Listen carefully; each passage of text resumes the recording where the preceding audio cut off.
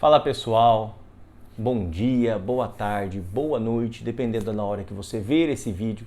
Eu me chamo Adriano e bem-vindo ao canal Didaquê Cristã. Nesse vídeo eu vou apresentar para vocês a segunda parte do review do livro do professor Leonardo de Assis, Pré-Milenismo Histórico. Aqui está o livro. Vou fazer uma segunda parte porque não consegui mostrar tudo na primeira. O livro ele tem bastante conteúdo. Eu quero apresentar de fato para vocês um bom review. Eu quero que vocês de fato conheçam o livro, de fato saibam o produto que estão comprando, ok? O professor Leonardo de Assis, meus irmãos, eu vou deixar o contato dele na descrição do vídeo e vou deixar o contato dele no comentário fixado ali. Aí você entra em contato direto com o professor Leonardo de Assis e compre os livros, compre esse livro e fala que você viu o review pelo canal de Didaquê Cristã do irmão Adriano. Ele não tem só esse livro, tá? Ele tem um livro, As Duas Casas de Israel, Tesouro Descoberto, Deus e o Tempo, Israel na Profecia. Ele tem agora o mais recente livro que ele lançou, está na pré-venda, se chama Jesus, o Sim e o Amém de Deus. Então corre lá, pegar esse livro, ele está na pré-venda ali e você vai ser abençoado. Ele tem bastante livro, bastante coisa boa. Tenho certeza que você vai gostar dos livros do professor Leonardo de Assis. Antes de nós irmos para o review, deixe o seu like, meus queridos irmãos, deixe ali o seu comentário, com respeito, obviamente. Todo comentário mal educado, todo comentário ofensivo será excluído e todo comentário benéfico, concordando ou discordando, que Deus te abençoe. Compartilhe esse vídeo no seu grupo de WhatsApp, seja ele pré, pós, não importa, seja o grupo da família, compartilha lá no seu Instagram, grupo de Telegram. Fortalece esse canal, ajuda esse canal a crescer. Em meio a tantos canais aí que não apresentam coisas boas, muita violência, né? Eu estou tentando aqui trazer para vocês coisas que vão conduzi-los a uma boa vida cristã, uma boa ética cristã, conduzi-los para um melhor relacionamento com o Senhor. Então, meu querido, fique comigo até o final desse vídeo, que eu tenho certeza que você vai se surpreender com o conteúdo desse livro aqui. Você já se surpreendeu, já tem um vídeo. O primeiro vídeo está aí na grade do canal, só você entrar lá e ver. Tenha paciência, vá até o final. Não fique apavorado para acabar o livro, para acabar o review logo. Esse é um dos problemas do século XXI. As pessoas são muito apressadas, elas não conseguem ver um vídeo todo. Elas querem ver correndo vídeo de 2 minutos, vídeo de 3 minutos. E não, pessoal, isso está errado. Isso é uma coisa que a mídia colocou na cabeça de vocês, que as coisas têm que ser rápidas, entendeu? A vida acelerada colocou isso. O vídeo é comprido, mas é porque eu quero mostrar o conteúdo bacana para vocês. Então passa lá e vê esse vídeo, aí depois você volta aqui e vê o segundo, ok? Deus abençoe e bora pro vídeo.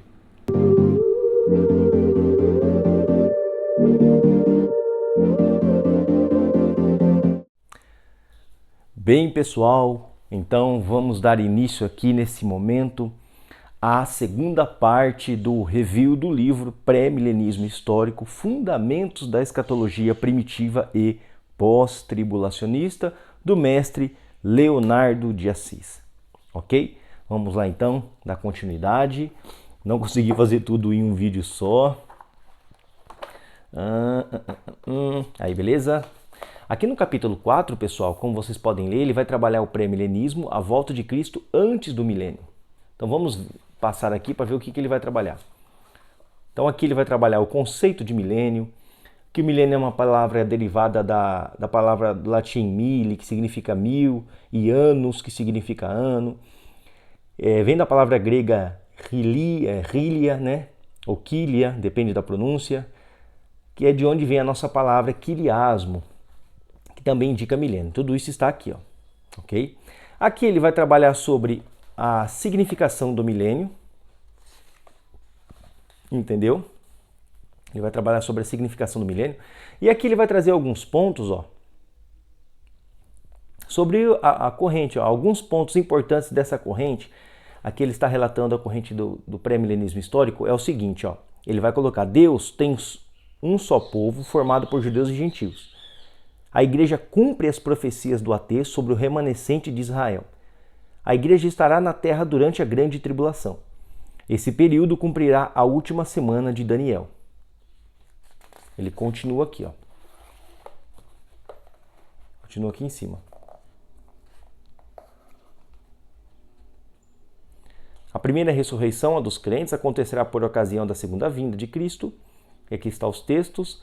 5. Após a primeira ressurreição, acontecerá o arrebatamento dos santos vivos. O conceito bíblico de arrebatamento é expresso nos termos arrebatado, harpazo, reunião, episinagoge, e encontro, apântesis. Aí vocês podem continuar lendo aí, que eu não vou ler tudo, que senão vai ficar bastante tempo, né? Como ficou o primeiro vídeo. Vocês podem ler aí. E ele vai trazer mais uma, a sexta, né? Após todos esses eventos descritos acima, Cristo descerá com a igreja para destruir o anticristo e inaugurar o seu reino. Nesse período, todas as bênçãos serão dadas ao verdadeiro Israel, ou seja, aos judeus e aos gentios integrantes do corpo místico de Cristo, né? Ou seja, é uma só oliveira, aonde os ramos que foram quebrados um dia serão reenxertados. Ramos que foram quebrados pela sua incredulidade, quando esses ramos que são os remanescentes voltarem a crer, eles serão reenxertados, como diz Romanos 11, na mesma oliveira. Você pode ler que em Romanos 11 não tem duas oliveiras, tem uma oliveira, uma só oliveira, e eles são enxertados nisso. Então, formando assim um único povo, que aqui o autor coloca as bênçãos para o verdadeiro Israel, ou seja, judeus e gentios juntos como o verdadeiro Israel. Aqui vocês podem continuar lendo. Eu vou passar aqui. Então aqui ele vai trabalhar sobre o milênio. Ok? As promessas de Cristo e a esperança dos apóstolos. Ó. O texto base para o pré-milenismo. O ponto central, as duas ressurreições. Então aqui ele vai trabalhar aqui e refutar o amilenismo, né? Porque o autor é pré-milenista, obviamente. Então ele vai refutar o amilenismo. Ok? Aqui ele vai trabalhar sobre o verbo exessan. Aqui, ó. Ele vai trabalhar sobre o verbo exessan, e você pode perceber que o verbo exessan é uma ressurreição física, significa uma ressurreição física em outros textos, como Apocalipse, e aqui ele vai dando os textos, vocês podem ler. Ok? Aí ele vai falar que o amilenista J.K. Bill admite que um estudo da palavra anástasis, ressurreição, é citado para reforçar a interpretação literal da ressurreição de Apocalipse 20, verso 4, que é formalmente chamada de a primeira ressurreição. A palavra anástasis ocorre 41 vezes no Novo Testamento e indica sempre a ressurreição física, com duas exceções, Lucas 2,34 e João 11,25. Aí vocês podem ler. Ok, bênção de Deus. Entendeu? Deixa eu voltar aqui. O pré-milenismo em ambos os testamentos. Então ele vai fazer uma defesa do pré-milenismo, entendeu? Jesus e o trono de Davi no milênio. Olha só, ele vai trabalhar Jesus e o trono de Davi no milênio. O pré-milenismo na patrística. Aqui, ó, ele vai trabalhar o pré-milenismo na patrística. Papias, aí ele começa a citar, né, os pais pré-milenistas, ó, Papias, Policarpo de Esmirna, Justino de Roma, Irineu de Lyon, Tertuliano de Cartago, entendeu? Ele vai fazer ele faz um aprofundamento do tema, Lactâncio, e vai embora. Os defensores do pré-milenismo ao longo da história, Metódio ali em cima. E aqui, ó, ele vai citar os defensores do pré-milenismo histórico, tá? Ó, os defensores do pré-milenismo. Então aqui, ó, olha que bacana o que ele vai fazer, que eu achei muito bacana. Ó, vou até aumentar aqui, ó. Os defensores ao longo da história. Então na igreja antiga, ele vai colocar os defensores, o nome e o ano de que cada um viveu. Ó. Os defensores na igreja medieval, William Tyndale, Thomas Müntzer, Bernardo Rothman, David Joris, João de Leyden, entendeu? Aí, ó. Os defensores na igreja moderna. Olha aí. Os defensores na igreja contemporânea. Aí ele vai colocar George Eldon Ladd. Então ele traz, assim, todos os nomes de quem eram os pré-milenistas históricos, entendeu? Olha aí, ó.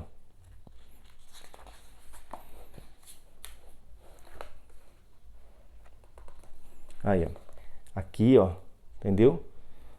Wayne Grudem, ele coloca Luiz Saião, ele coloca Robert Gundry, Millard Erickson, tá vendo? Alec Motyer, Howard Marshall, Robert Culver, ó. Aqui o autor coloca ele como um pré-milenista histórico, aliancista. Eu já ouvi alguns dizerem que ele era dispensacionalista, mas aqui o autor, até conversei com o autor, pré-milenista histórico, aliancista. Beleza, pessoal? Muito bom isso aqui. Aqui é o capítulo 5. Aqui é um capítulo, o capítulo 5 é o capítulo mais denso teologicamente, tá? É onde ele vai trabalhar pré-milenismo histórico versus pré-milenismo dispensacionalista. Aqui é onde ele vai trabalhar isso. Então ele vai começar dizendo a profecia do Antigo Testamento, tipologia versus literalismo. Ali, ó, ele vai trabalhar aqui. A tipologia compreende o processo salvífico de Deus que começa no AT e encontra o seu cumprimento no NT. Aí vocês podem ler. Ok? Ó, essa forma de interpretar a Escritura se encaixa perfeitamente dentro da chamada hermenêutica histórico-redentiva, que, embora concorde com os 3 pontos básicos do método histórico-gramatical, o significado pretendido pelos autores, a gramática da língua original e o cenário histórico em que o autor viveu, um princípio hermenêutico adicional a guia a escatologia que nos ajuda a entender a natureza progressiva da revelação e a conclusão da história. Entendeu? Então, a escatologia é um princípio hermenêutico adicional. Assim, a leitura do NT ajudaria na compreensão do significado original e pretendido do autor. É aqui que surge a tipologia cristã, que estuda as correspondências históricas entre os acontecimentos do AT e a redenção em Cristo no NT. Essa correspondência é basicamente de promessa e tipo, Antigo Testamento, e cumprimento e antítipo, Novo Testamento. Certamente, o uso da tipologia é um dos meios fundamentais pelos quais o plano de Deus, promessa, cumprimento, se revela. Olha aí, a tipologia, os acontecimentos do passado de Israel como tipos das realidades vindouras. Aqui ele vai falar tipologia versus alegoria.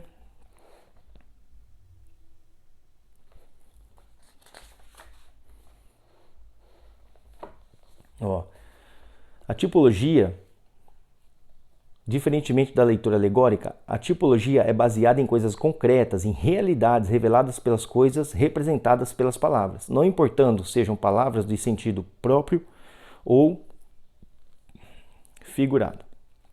Ela tenta buscar padrões no AT ao qual Cristo corresponde, enquanto a exegese alegórica depende da semelhança acidental de linguagem entre as duas passagens. Então ele está mostrando o que é alegoria e o que é tipologia, porque muitas pessoas confundem uma com a outra, né? Tipologia é promessa e cumprimento. É realidade, entendeu? É aquilo que realmente aponta. A tipologia realmente aponta para algo. Aí ele diz aqui, a alegoria ela trabalha com semelhanças. Aqui, ó, linha tênue. A tênue linha divisória entre tipologia e alegoria, as dificuldades relacionadas ao uso da tipologia pelos pais da igreja.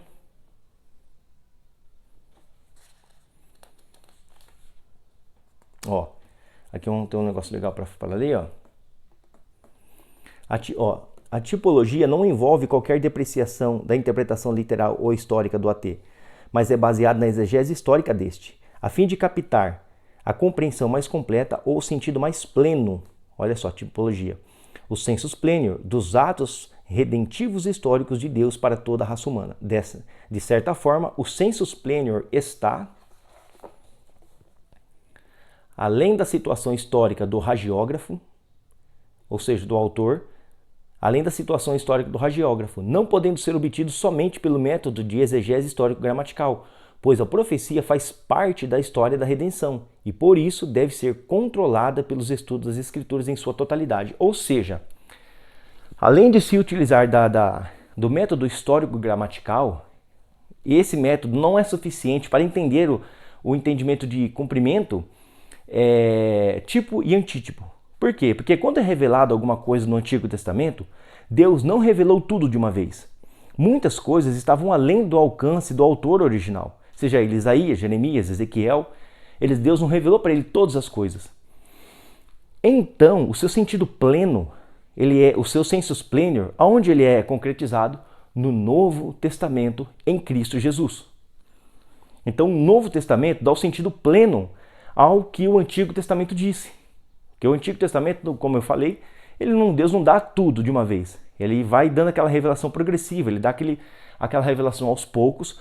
Quando chega no autor, quando chega no Novo Testamento, assim temos um entendimento claro do que o Antigo Testamento queria dizer.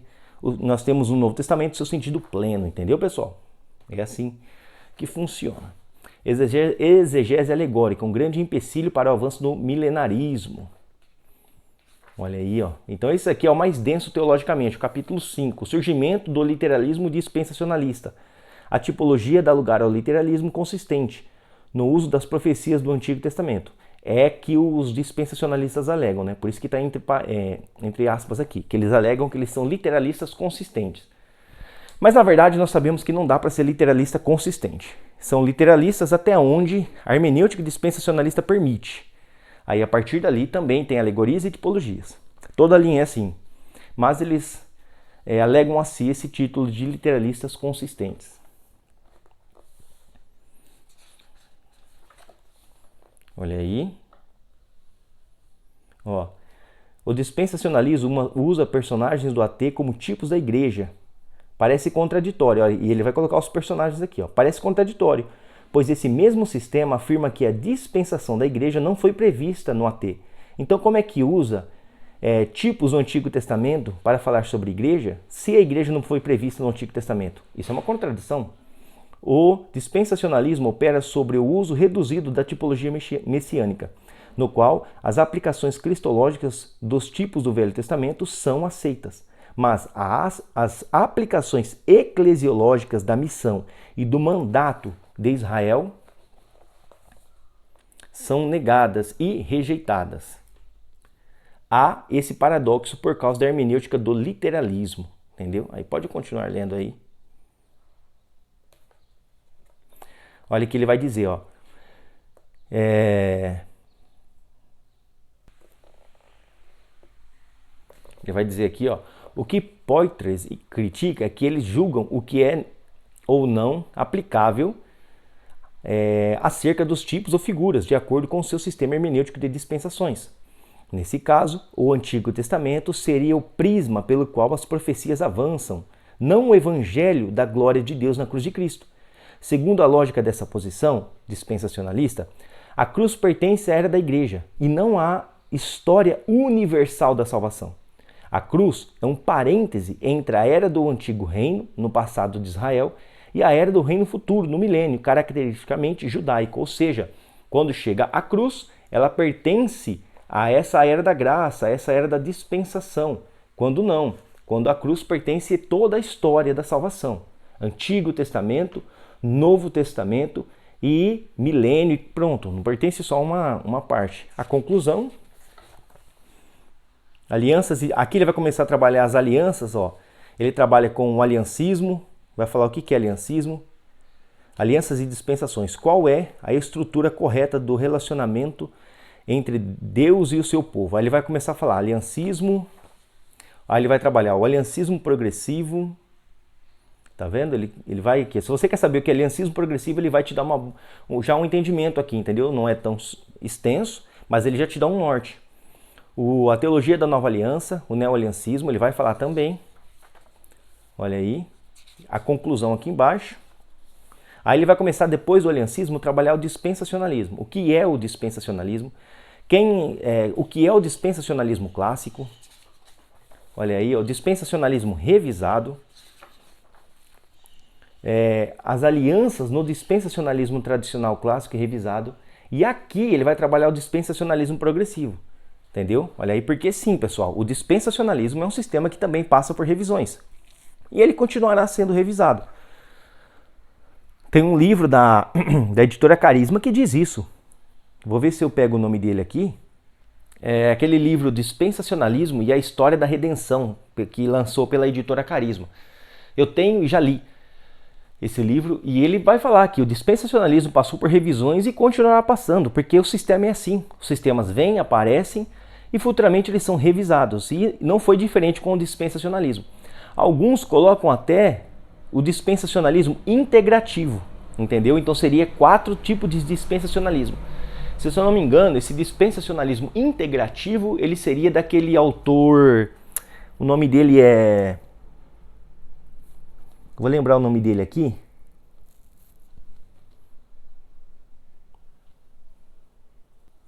Michael Vlach. Esse é o nome dele, Michael Vlach. Seria, se eu não me falha a memória, tá? Seria isso daí.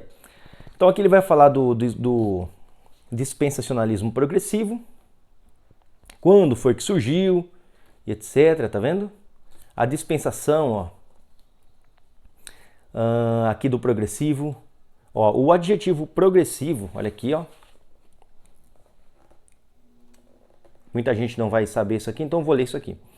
O adjetivo progressivo se refere ao princípio central de que as alianças abraâmicas, davídica e nova aliança estão sendo cumpridas progressivamente hoje, por isso que é progressivo. Aí, ó, Robert Salce, Marvin Page, Craig Blazing, Darrell Bock, esses são representantes da escola progressiva do dispensacionalismo. Segundo esses autores, existem 4 dispensações, tá vendo? Claramente definidas na Bíblia. Então, o progressivo ele entende 4 dispensações claramente definidas na Bíblia, que é a dispensação patriarcal, mosaica, eclesial e siônica. Olha aí, entendeu? Então é um livro muito bem feito, muito bem explicado. Você vai ler esse livro, você vai sair entendendo muita coisa. Deixa eu passar para frente. Aqui, ó, ele vai falar, em Jesus a terra é ampliada. Ele diz aqui, ó, deixa eu ler isso aqui para vocês, mostrar isso aqui para vocês, ó. Led afirma que essa não é uma citação equivocada. Ele está falando de que Mateus 2,15, do Egito chamei meu filho. Não é uma citação equivocada e arbitrária, mas uma reflexão de que Mateus vê que Jesus é Israel. Mateus proclama não somente que Jesus é Israel, mas também que o êxodo de há muito esperado começou. Por que o êxodo há muito esperado começou? Porque no Antigo Testamento teve o êxodo de Israel, né? Deus foi lá, libertou Israel.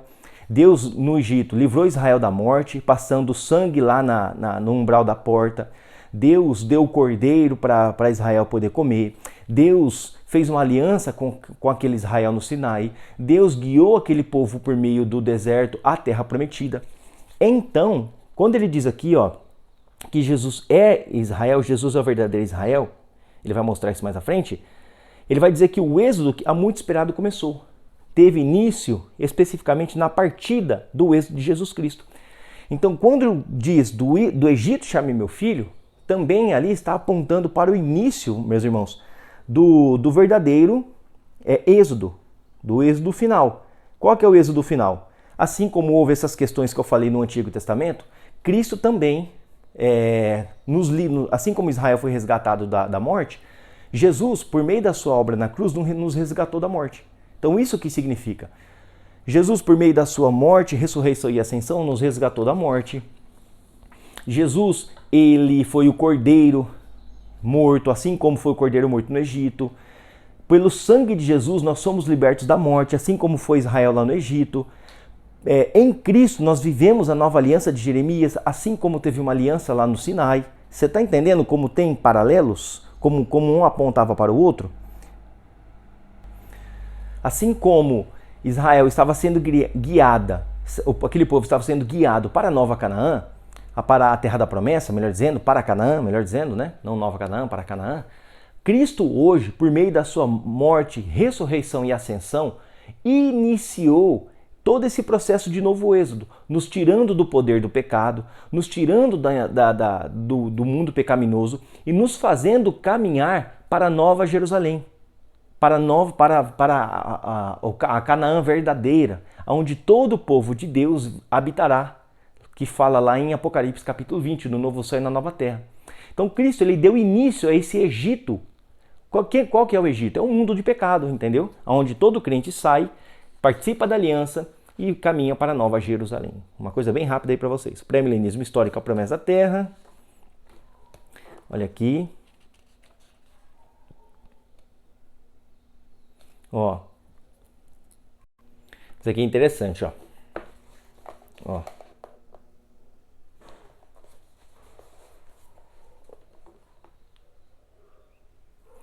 No texto, em foco, aqui é Efésios capítulo 3, Paulo não diz que o mistério de Cristo, a igreja, não foi revelado no AT.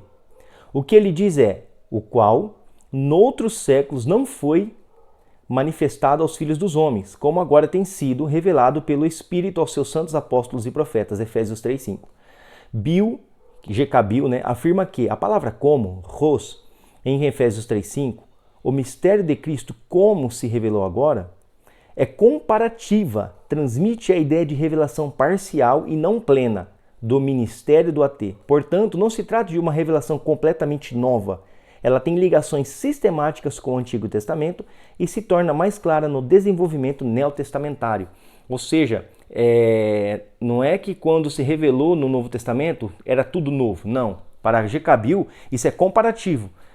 Houve no Antigo Testamento uma espécie de revelação ofuscada sobre o povo de Deus, O que o Novo Testamento mostrou no seu sensus plenior. Lembra que eu falei do sensus plenior? Então, no Novo Testamento teve o seu sensus plenior, onde mostrou o verdadeiro Israel, o Israel que é Jesus Cristo, e todo aquele que participa de Cristo é esse verdadeiro Israel, e judeus e gentios agora são unidos em um único povo. Tudo isso agora é totalmente claro no Novo Testamento. Bora, olha aí, deixa eu passar lá para frente para acabar isso aqui. Então aqui agora, pessoal, ele vai trabalhar sobre, em João 14, 2 e 3, ele vai trabalhar sobre a casa do Pai. Deixa eu voltar só um pouquinho aqui, antes de falar aquilo ali, ó. Ele vai trabalhar aqui, ó, Israel e a igreja, ou ambos na tribulação, vai estar um ou outro ou vai estar os dois? Então ele vai mostrar aqui que na verdade vai estar os dois. Olha aí.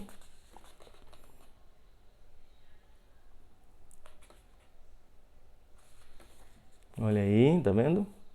Terra ou céu, onde a igreja passará a eternidade?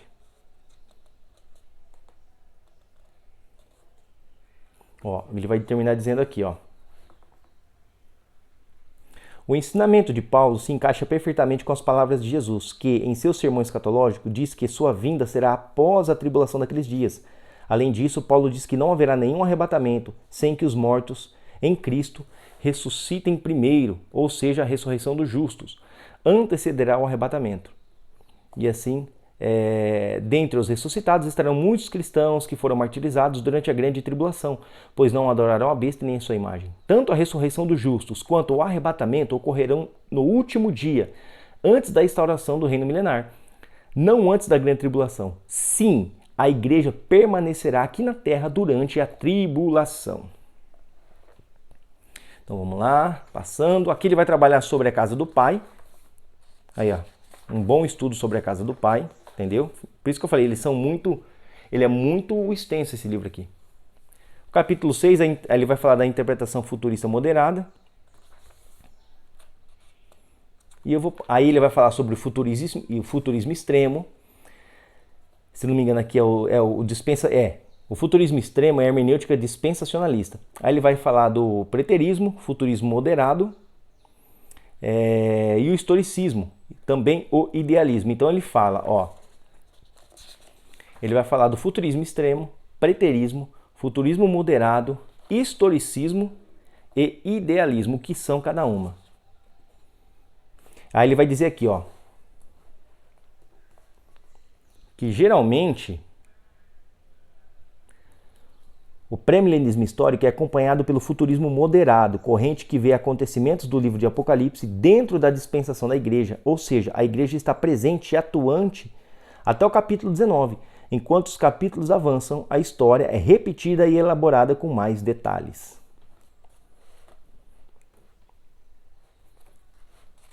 Beleza? Aí ele vai começar a trabalhar selos. Aqui é a parte que ele trabalha de Apocalipse. Deixa eu passar lá para frente, para mim finalizar o vídeo. Aqui ele vai fazer a interpretação, uma exegese de Apocalipse 3:10. Aqui, ó. Será que realmente tem arrebatamento em Apocalipse 3:10? Aqui ele vai trazer essa questão aqui. Ele vai citar Severino da Silva, Severino Pedro da Silva, ele vai citar John Alvord, ele vai citar Schaeffer, vocês podem ver aqui, ó. Olha aí. Ele vai fazer um trabalho exegético muito bacana. Muito bacana. Olha aqui, deixa eu ajeitar assim para vocês verem melhor.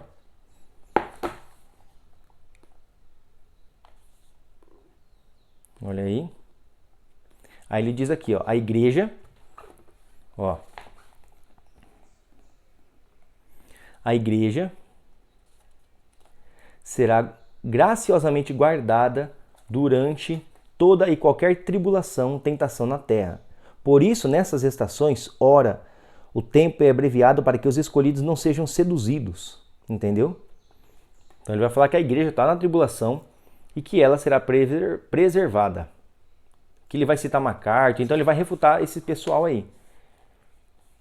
Olha, ele termina finalizando aqui, ó. Termina finalizando, obviamente, né? Entendemos que Apocalipse 3:10 está de acordo com Sofonias 2:3, onde diz que os mansos da terra poderão ser escondidos no dia da ira do Senhor. O próprio nome Sofonia significa escondidos com Deus. A igreja de Filadélfia já foi escondida por Deus da hora da tentação que veio sobre todo mundo. Isso dá a entender que no futuro a ira do Cordeiro será provada somente pelos ímpios, ainda que todos passem pela grande tribulação. Aí ele vai trabalhar o segundo apêndice aqui de iminência. Olha aí, vou deixar assim, vocês podem acompanhar. Você está vendo que eu estou fazendo bem completo mesmo aí esse review, para vocês conhecerem de fato o livro. Olha aí. Seria o arrebatamento iminente ou a esperança da igreja? Atraso ou iminência? Ó. Portanto, supor que a bendita esperança é o arrebatamento pré-tribulacional da igreja é uma completa distorção do que seja a bendita esperança, que é a volta gloriosa e pós-tribulacional de Cristo.